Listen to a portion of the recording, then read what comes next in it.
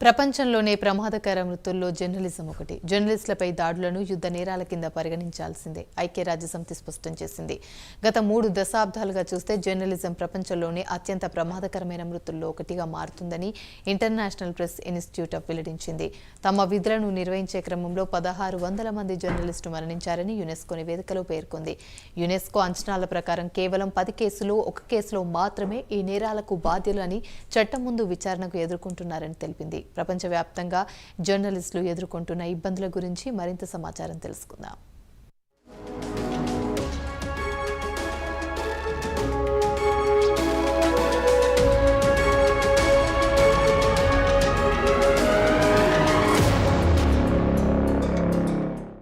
ప్రపంచంలోని ప్రమాదకర వృత్తుల్లో జర్నలిజం ఒకటిగా తయారయ్యింది. జర్నలిస్టులపై జరుగుతున్న దాడులను యుద్ధ నేరాల కింద పరిగణించాల్సిందేనని యుఎన్ స్పష్టం చేసింది. గత 3 దశాబ్దాల నుంచి చూస్తే తమ విధుల్లో సుమారు 1600 మంది జర్నలిస్టులు మరణించారని యునెస్కో తాజా నివేదికలో వెల్లడించింది. అయితే ఈ కేసుకు సంబంధించి 10 కేసుల్లో 1 కేసులో మాత్రమే శిక్ష పడిందని వెల్లడించింది. అంతర్జాతీయ చట్టం, ఇతర ఒప్పందాల ప్రకారం జర్నలిస్టులకు వ్యతిరేకంగా జరిగే నేరాలను పూర్తిగా విచారించి బాధ్యులను గుర్తించి వారిపై తగు చర్యలు తీసుకోవడంలో పలు దేశాలు విఫలమవుతున్నాయి. తాజా గణాంకాలు ఈ విషయాన్ని స్పష్టం చేస్తున్నాయి. అంతర్జాతీయ చట్టం ప్రకారం జర్నలిస్టులపై జరిగిన దాడులపై తక్షణమే పూర్తిగా స్వతంత్రంగా దర్యాప్తు చేయడం, బాధ్యులను విచారించాల్సిన బాధ్యత ప్రభుత్వాలదే. నిజాయితీగా పనిచేసే జర్నలిస్టులకు రక్షించాల్సిన బాధ్యత సమాజంపై కూడా ఉంది. అటువంటి బాధ్యతను ఐక్యరాజ్య సమితి చేపట్టడం సమర్థనీయమే.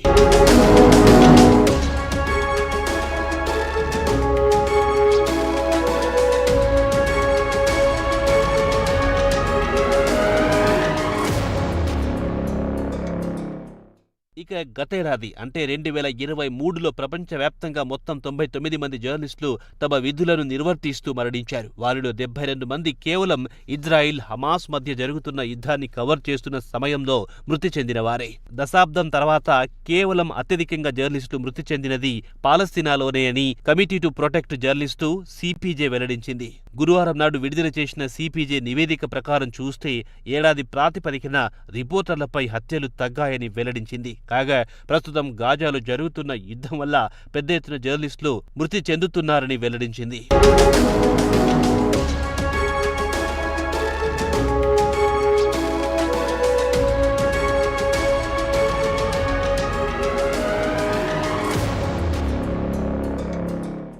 గతేడాది డిసెంబర్లో సిపిజే విడుదల చేసిన నివేదిక ప్రకారం చూస్తే ఇజ్రాయిల్, గాజా మధ్య మొదలైన యుద్ధంలో మొదటి 3 నెలల కాలంలో పెద్ద ఎత్తున జర్నలిస్టులు మృతి చెందారు. ఈ స్థాయిలో ప్రపంచంలో ఎక్కడ జర్నలిస్టులు మృతి చెంది ఉండరని నివేదికలో వివరించింది. మొత్తానికి చూస్తే 77 మంది జర్నలిస్టులు, వీరంతా డాక్యుమెంటెడ్ జర్నలిస్టులు, తమ విధులను నిర్వర్తిస్తూ మృతి చెందిన వారే. మృతి చెందిన వారిలో 72 మంది పాలస్తీనా జర్నలిస్టులు కాగా 3 లెబనీస్, 2 ఇజ్రాయిలీలు జర్నలిస్టులు ఉన్నారు. ప్రపంచవ్యాప్తంగా మృతి చెందిన జర్నలిస్టులో 75% మంది పాలస్తీనియన్లే కావడం విశేషం.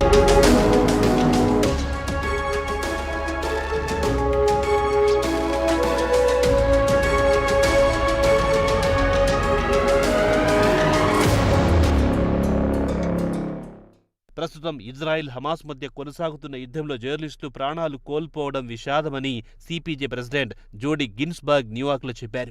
గాజాలో ఏం జరుగుతుందో బయటి ప్రపంచానికి తెలియజేసేది గాజా జర్నలిస్టులే కదా అని ఆమె అన్నారు. ఇంటర్నేషనల్ జర్నలిస్టులు అక్కడికి రాలేరు, వారిని అనుమతించడం లేదు కూడా. ఏదో కొంతమందిని మాత్రమే అనుమతిస్తున్నారు. దాదాపు యుద్ధం జరుగుతున్న భూభాగాన్ని ఇజ్రాయిల్ ఆర్మీ తమ అదుపులో ఉంచుకుంది. కాబట్టి సరైన సమాచారం కోసం పాలస్తీనా జర్నలిస్టులపైనే ఆధారపడాల్సి వస్తోంది. తమ ప్రాణాలను పరంగా పెట్టుకుని వారు బాహ్య ప్రపంచానికి అక్కడ జరుగుతున్న సమాచారాన్ని పంపుతున్నారని జోడీ వివరించారు.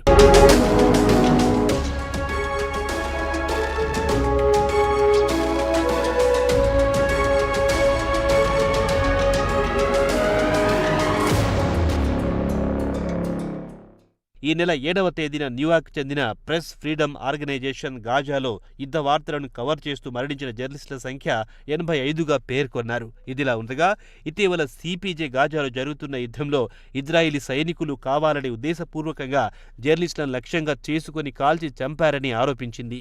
ఆ సైనికులను యుద్ధ నేరాల కింద ప్రాసిక్యూట్ చేయాలని డిమాండ్ చేసింది. కాగా జర్నలిస్టులు ఎక్కడ సురక్షితంగా లేరని జోడీ గిన్స్బెర్గ్ ఆందోళన వ్యక్తం చేశారు. ప్రస్తుతం ఇజ్రాయెల్ హమాస్ మధ్య జరుగుతున్న యుద్ధంలో వార్తలను కవర్ చేస్తున్న పాలస్తీనా జర్నలిస్టులకు ప్రజల నుంచి కూడా మద్దతు లభించడం లేదని ఆమె వాపోయారు.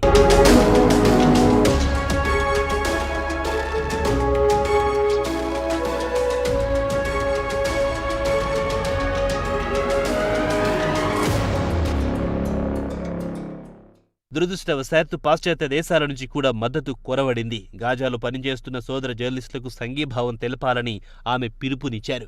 సిపిజే నివేదిక ప్రకారం చూస్తే గతేడాది ప్రపంచవ్యాప్తంగా 99 మంది జర్నలిస్టులు విధులు నిర్వర్తిస్తూ మృతి చెందారు. 2015 తర్వాత ఈ స్థాయిలో జర్నలిస్టులు మృతి చెందడం ఇదే మొదటిసారి. 2022తో పోల్చుకుంటే మృతుల సంఖ్య 44% పెరిగాయి. అయితే 2023లో జర్నలిస్టుల మరణాలు గణనీయంగా తగ్గాయి.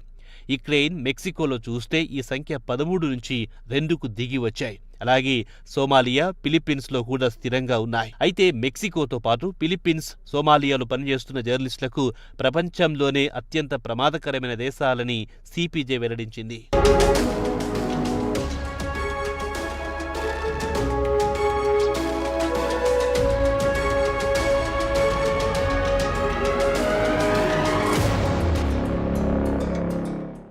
ప్రస్తుతం ప్రపంచవ్యాప్తంగా జర్నలిస్టులు అత్యంత గడ్డు పరిస్థితిని ఎదుర్కొంటున్నారు. ప్రభుత్వాలు నిఘా పెట్టడం, వారి హక్కులను కాలరాయడం, తమ ఇళ్ల నుంచి బయటికి రాకుండా అడ్డుకోవడం, హింస, దాడుల వల్ల చాలా మంది ఈ వృత్తి నుంచి తప్పుకుంటున్నారని సిపిజే తాజా నివేదికలో హెచ్చరించింది. ఇక పాలస్తీనా భూభాగంలో జర్నలిస్టులు విధుల్లో లేకపోయినా ఇజ్రాయిలీలు బాంబులు వేయడంతో పాటు అరెస్టు చేయడం జరుగుతోంది. గాజా ప్రభుత్వానికి చెందిన మీడియా కార్యాలయం విడుదల చేసిన ఒక ప్రకటనలో గత ఏడాది అక్టోబర్ 7 నుంచి సుమారు 126 మంది పాలస్తీనాకు చెందిన మీడియా సిబ్బంది మృతి చెందారని తేల్చి చెప్పింది.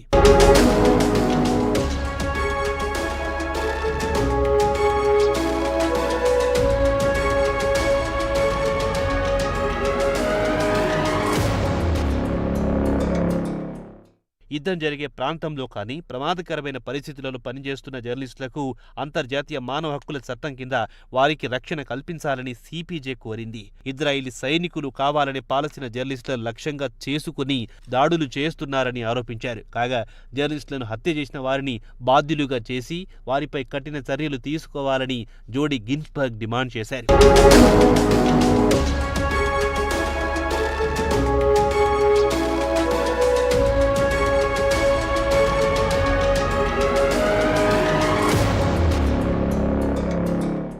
తమ సంస్థ గాజాలో పనిచేస్తున్న జర్నలిస్టులపై జరుగుతున్న దాడులపై డాక్యుమెంట్లు తయారు చేసి అంతర్జాతీయ కోర్టులు లేదా ఇంటర్నేషనల్ క్రిమినల్ కోర్టులో సాక్ష్యంగా చూపిస్తామని ఆమె అన్నారు. కాగా ప్రపంచవ్యాప్తంగా జర్నలిస్టులపై దాడులు పెరగడమే తప్ప తగ్గడం లేదు.